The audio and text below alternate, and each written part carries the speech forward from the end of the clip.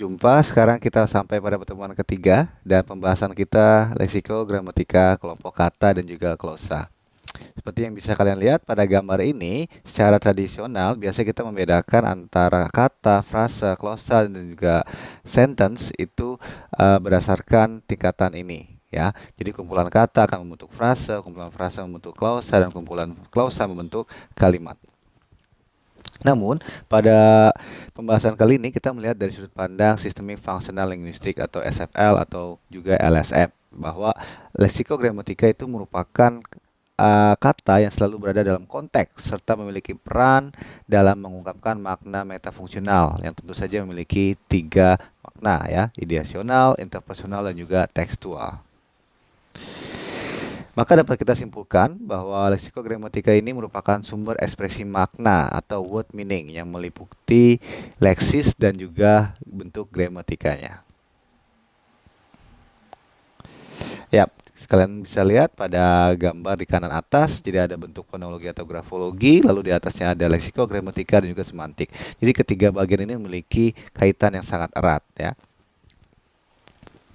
Kelompok kata perlu dibedakan dengan frasa. Kelompok kata merupakan perluasan dari kata, sedangkan frase merupakan bentuk singkat dari klausa. Ini dari sudut pandang Systemic Functional Linguistic.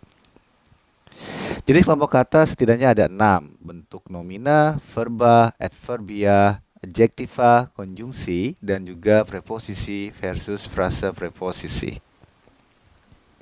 Ya, jadi kita akan discuss lebih detail pada contoh ini.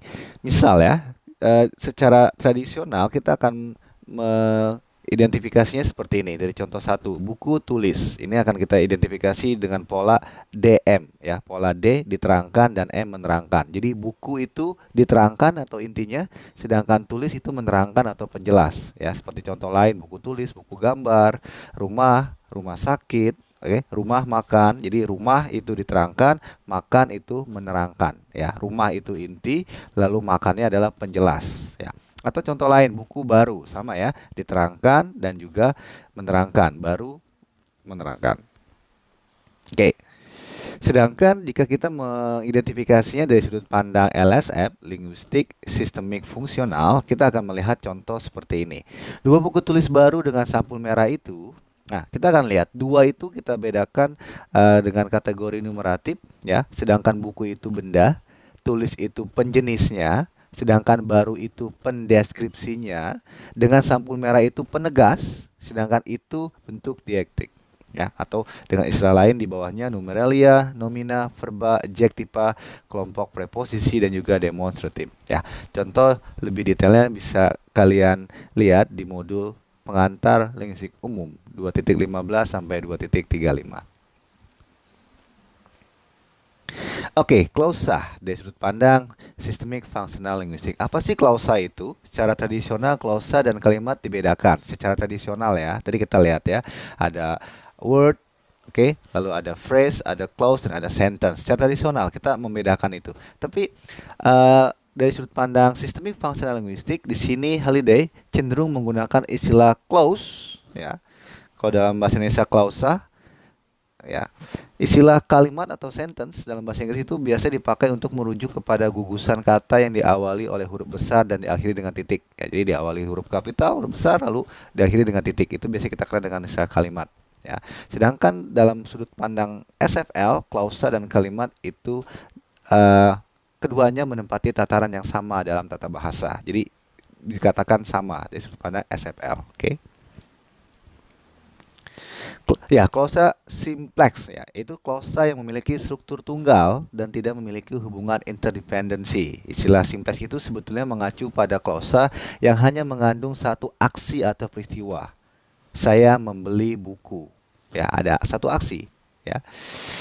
Klausa kompleks, klausa yang mengandung lebih dari satu proses utama. Lah, klausa kompleks ini merupakan gabungan dari klausa-klausa simplex dengan memanfaatkan konjungsi eksternal. Sistem klausa pada lingkup makna interpersonal Jadi klausa ini biasanya dipandang sebagai sumber leksikogramatika yang digunakan untuk mengorganisasikan proses interaksi yang melibatkan penulis, penutur, atau pembaca dan juga pendengar, ya. Jadi saat berbicara atau menulis, sebetulnya kita sedang melakukan kegiatan memilih jenis-jenis klausa sesuai dengan teks yang sedang diciptakan. Jadi sesuai dengan purpose-nya atau tujuannya. Klausa dinyatakan dengan jenis-jenis klausa atau mood-nya. Ya. Jadi kelompok kata merupakan perluasan dari kata dan perlu dibedakan dengan frasenya. Sedangkan kelompok kata nomina seperti verba, adverbia, adjektiva, konjungsi, dan juga preposisi itu pada umumnya mempunyai struktur eksperensial dan struktur logikal. Jadi pandangan tradisional itu biasanya beranggapan bahwa kalimat dan klausa berbeda. Sedangkan pandangan SFL beranggapan bahwa klausa dan kalimat dapat dianggap sama. Ya, jadi berdasarkan tingkat kerumitannya, klausa dibedakan menjadi klausa simpleks dan juga klausa kompleks, sedangkan klausa simpleks hanya mengandung satu proses utama, sedangkan klausa kompleks mengandung lebih dari satu proses utama. Ya, saya rasa demikian penjelasannya. Kita akan lanjut pada diskusi kita membahas. Ya, barangkali ada hal-hal yang ingin ditanyakan lebih detail. Ya, saya akan selalu kembali mengingatkan untuk tetap semangat. See ya everyone.